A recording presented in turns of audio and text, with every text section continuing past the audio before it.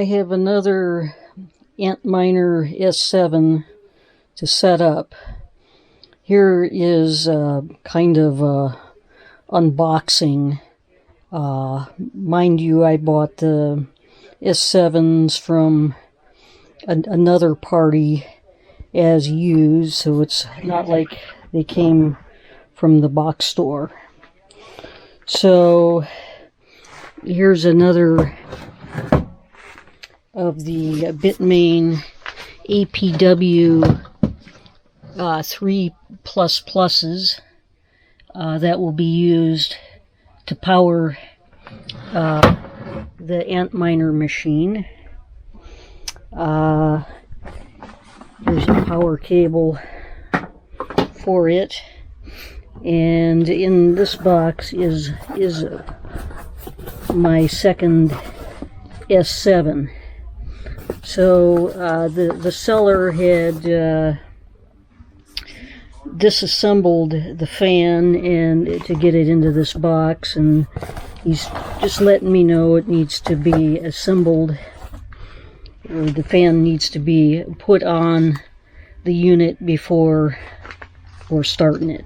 This is the fan. This is packing, and this is the Antminer. So I'm going to unwrap those units from their bubble wrap, and we will continue with the assembly. So here is a bouncing baby, new to me, Antminer S7 with its fan and the associated Bitmain APW3 ++. So going to continue by putting this fan onto the back side and plugging in all the wires on top, and we'll see where that goes. So the fan is now on this unit on the front here, or on the back, and this cord coming out of the fan gets plugged in to this slot here on this top board. Note that the fan on the other side, which was already in place, is plugged into this slot. You want to make sure that the ribbon wires are on secure. Sometimes they loosen in shipping. And then on the power supply, we put the power cord in the power cord slot, and then the wires that will plug into the Antminer.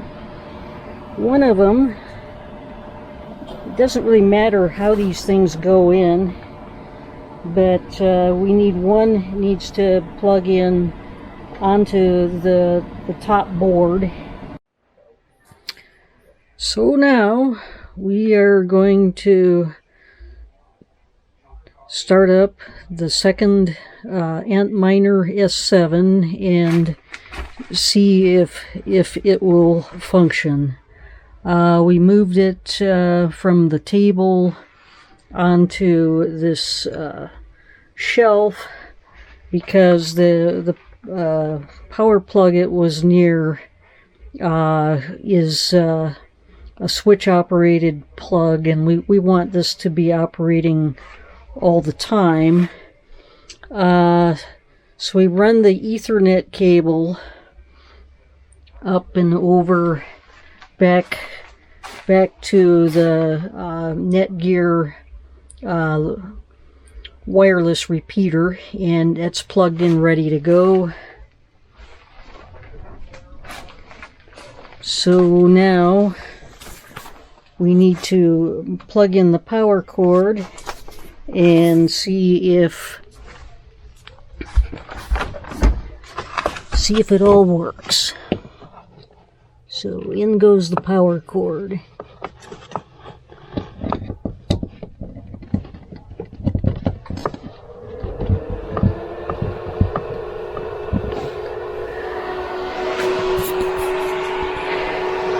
So the Antminer has started up. This means that both our power supply and our actual Antminer are working.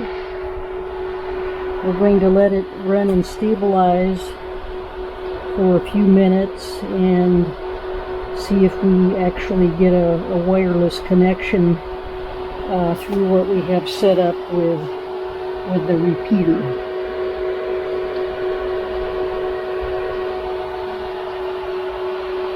So we'll let that run a couple minutes, and assuming we get no red lights on the back or beeping, we're probably ready to go. Then we'll go into the PC and check our connections and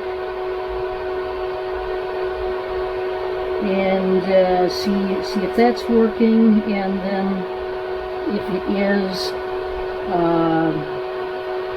add it to our account on NiceHash.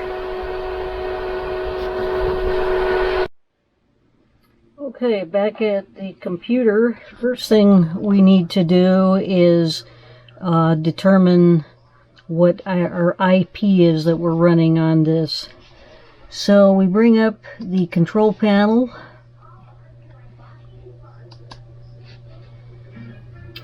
and in our control panel we go to network and internet, and view network status and tasks. And that shows our active network, the CenturyLink Wi-Fi. We click on that, and it brought up our Wi-Fi status. We go into the wireless properties.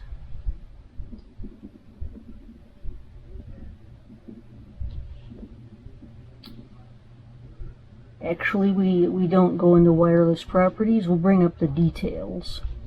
And so the details are showing us right here our IP v4 default gateway. We need to log in to this IP address, and that will it'll bring us into the dashboard for our wireless.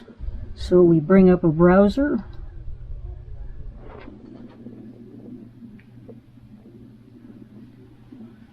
and in the address bar we enter the 192.168.0.1.